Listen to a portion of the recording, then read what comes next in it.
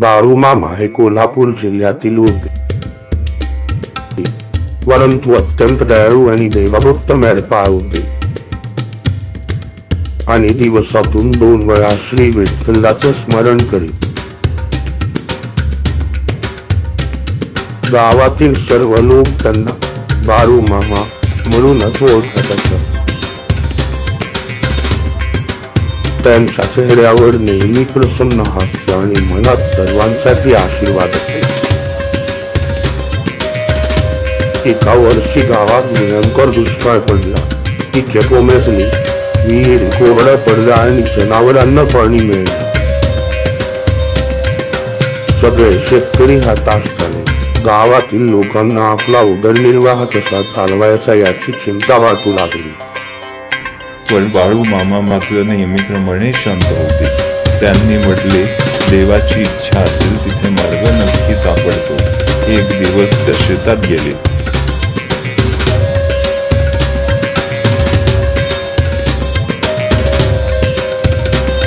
कोरड्या मातीत त्यांनी पाय ठेवला.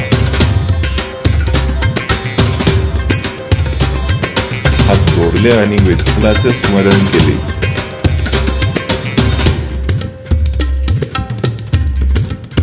मग गावातील लोकांना म्हणाले, आपण सगळे मिळून काम करूया.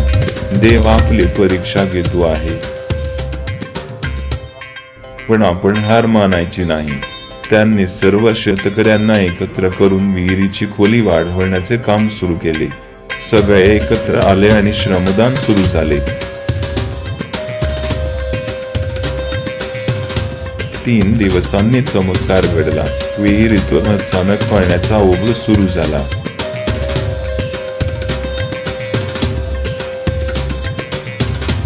सगळ्यांच्या चेहऱ्यावर आनंद फुलला.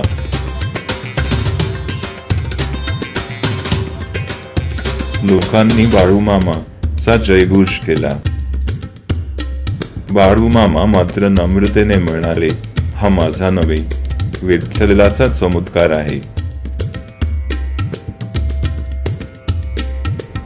आपण फक्त विश्वास ठेवला. त्या पाण्याने गावात पुन्हा हिरवळ पसरली. शेत बहरली, जनावरांना चार मिळाला आणि लोकांच्या मनात आशेचा किरण उजळला.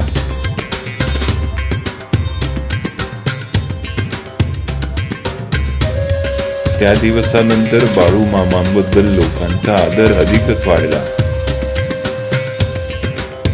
जेव्हा कोणी संकटात सापडायचे तेव्हा ते बाळूमामांकडे यायचे.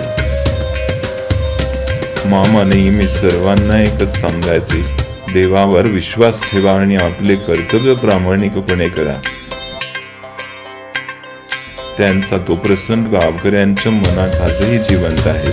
बाळूमामांनी शिकवलेली श्रम, श्रद्धा आणि एकतेची शिकवण आजही पिढ्यानपिढ्या सांगितली जाते. हा प्रसंग बाळूमामांच्या करुणा, श्रद्धा आणि सेवाभावाचे सुंदर उदाहरण आहे, जे आपल्याला सांगतो की संकट कितीही मोठं असलं तरी श्रद्धा आणि एकजुटीने त्यावर मात करता येते.